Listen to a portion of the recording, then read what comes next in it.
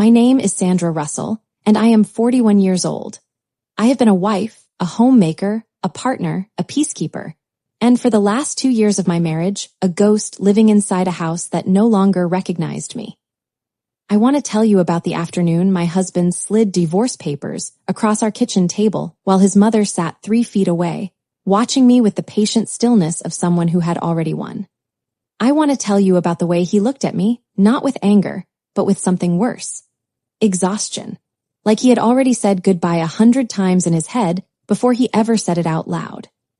I want to tell you how I looked at those papers, and then looked at her, and felt something shift inside me, not grief, not panic, but a cold and clarifying calm. But before I tell you what actually happened, you need to understand what the 2 years before that moment looked like. Because nothing about that afternoon makes sense without understanding how carefully and how quietly it had all been built. My husband and I met when we were both 27. He was steady in the way some people are not boring, but grounded. He made decisions slowly and kept them. He laughed easily, but didn't perform it. I was drawn to his consistency, the way you're drawn to something you didn't know you were missing. We married 2 years later and built a life that was, by most measures, a genuinely good one. Not perfect. We argued about money sometimes, about priorities, about the way he deferred to his mother more than I thought was healthy. But we came back to each other. We always came back. His mother, I'll call her what she was, the woman who nearly destroyed everything, had never fully accepted me. That much was clear from the beginning. I came from a modest background. My husband's family had land, inherited property, and old money that moved quietly but powerfully through every decision they made. She was civil to me at holidays. She asked about my health with the tone of someone completing a checklist. She never said anything overtly cruel. She didn't need to. What I didn't know, what I had no reason to suspect, was that buried inside our marital agreement was a property clause his family's attorney had inserted before the wedding. A piece of land outside the city, roughly 14 acres, that had been in their family for 3 generations. The clause stated that in the event of divorce, the property would transfer to me if my husband initiated the proceedings. It was written that way to protect me, a gesture his father had insisted on before he passed, apparently believing I deserved some security given what I'd be stepping into. His mother had never forgiven that clause, and for 10 years she had waited. I don't know exactly when she started. The private investigator I eventually hired believed it began sometime around our 11th anniversary, when the property's value appreciated significantly due to a regional development project nearby. What had once been a symbolic gesture became, almost overnight, worth close to $2 million. That was when she started building her case. The first sign that something had changed in my husband was so subtle I nearly missed it. He stopped reaching for my hand in the car. Not dramatically, not cruelly, just stopped. I noticed it the way you notice when a room temperature drops by 2 degrees. You feel it before you can name it. Then came the questions. Small ones at first. He asked about a weekend I'd spent visiting a college friend, where exactly I'd stayed, whether she and I had been alone, what we'd done. I answered without thinking much of it. He nodded, seemed satisfied, moved on. But the questions kept coming. Over months, they became more specific. He asked about a coworker whose name he mentioned with a particular flatness. He asked why a certain charge appeared on our shared credit card statement. He asked things with his eyes that he didn't quite ask with his mouth. And I noticed that every time I gave a perfectly reasonable answer, he didn't look relieved. He looked like he was filing the answer away somewhere dark. I thought we were going through something, a rough season, a communication breakdown, the slow drift that can happen in long marriages. I suggested counseling. He said we didn't need it. I tried harder. He became more distant. By month 8 of this, I felt like I was trying to hold a conversation with someone reading from a script I'd never seen. Then came the night everything cracked open. He told me, in the flat, deliberate voice of someone who had rehearsed this, that he knew about the affair, that he had seen the messages, that he knew about the money I had supposedly moved out of our joint account into a private one. I stood completely still for a long time. There was no affair, there was no private account, there was nothing. I told him that, calmly, clearly, without crying, which I think surprised both of us. He told me he had seen the proof with his own eyes. I asked him where. He told me his mother had shown him everything: screenshots of messages, a bank record, a timeline. I asked to see them. He refused. That refusal was the moment something changed inside me. Not broke, changed. I had spent months trying to reach him emotionally, trying to understand what I had done, trying to close a distance I couldn't explain. But in that moment, something quiet and precise took over. If there was proof, and I hadn't created it, then someone else had.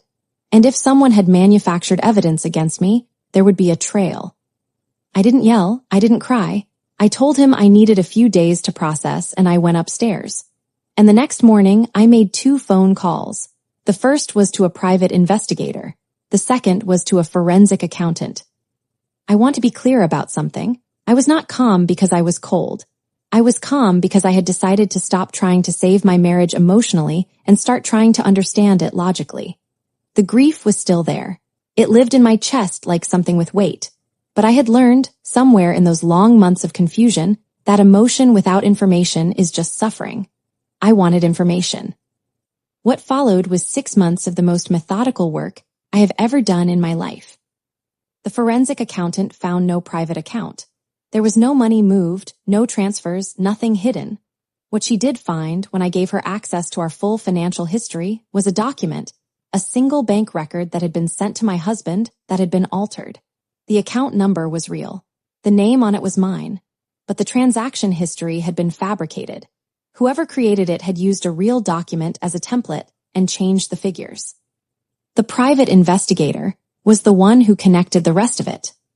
He started by looking into the coworker my husband had mentioned, the one he'd asked about with that particular flatness. What he found was that the supposed messages between me and this person had never come from my phone. The screenshots my husband had been shown included metadata. Buried in that metadata, invisible unless you knew to look, was information about the device that had generated them. It wasn't a device I owned. It wasn't even a device connected to my accounts. It took another 2 months to trace the device. It belonged to my mother-in-law. What she had done over the course of nearly 2 years was construct a parallel reality. She had created fabricated message screenshots using basic editing software. She had taken a real financial document and altered it.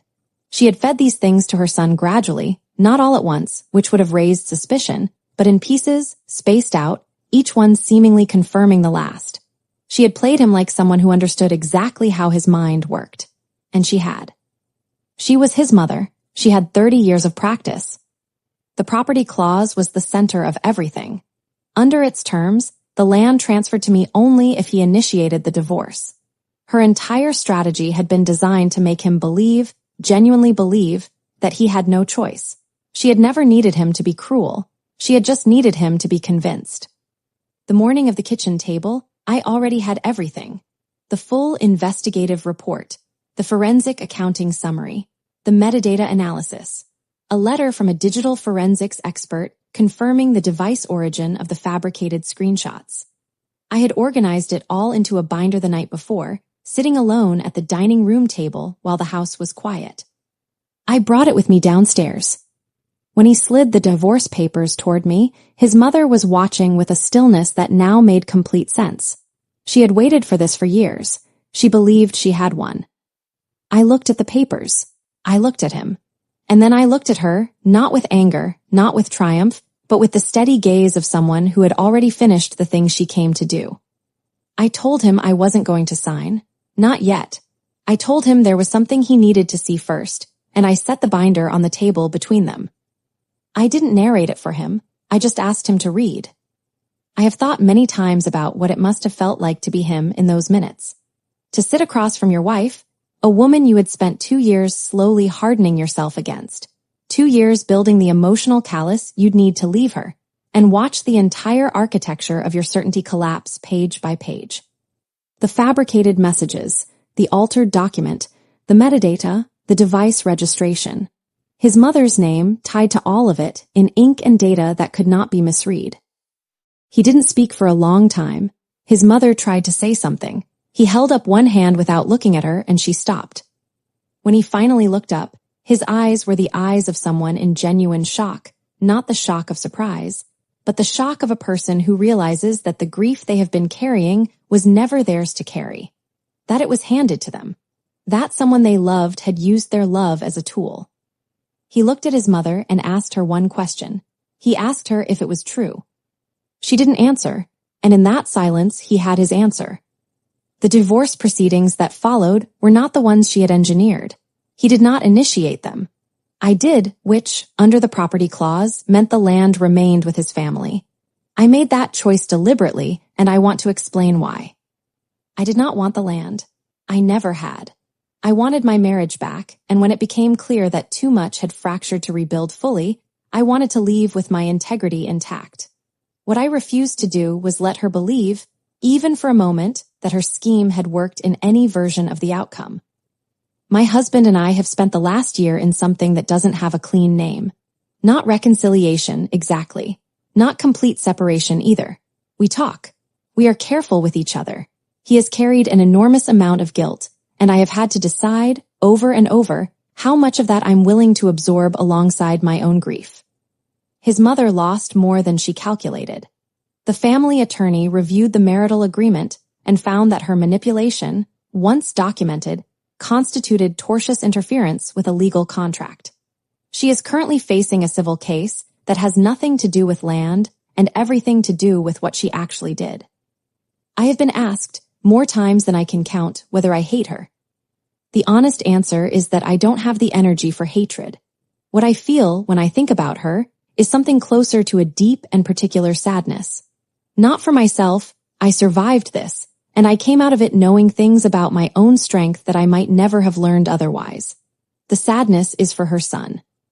For the man who spent 2 years believing his wife had betrayed him, grieving a loss that was entirely invented, made cold and cert, and ready to end something real, by the woman who was supposed to love him most.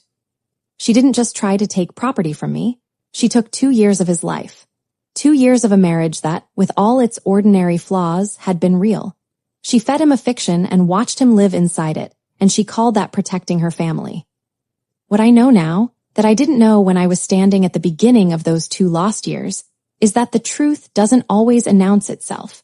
Sometimes it sits quietly, waiting for someone to stop crying long enough to go looking for it. I went looking, I found every piece. And the most important thing her plan required, the paper trail she believed was invisible, was the same thing that undid her completely. She had to leave evidence to convince him, and everything she left to convince him, I found.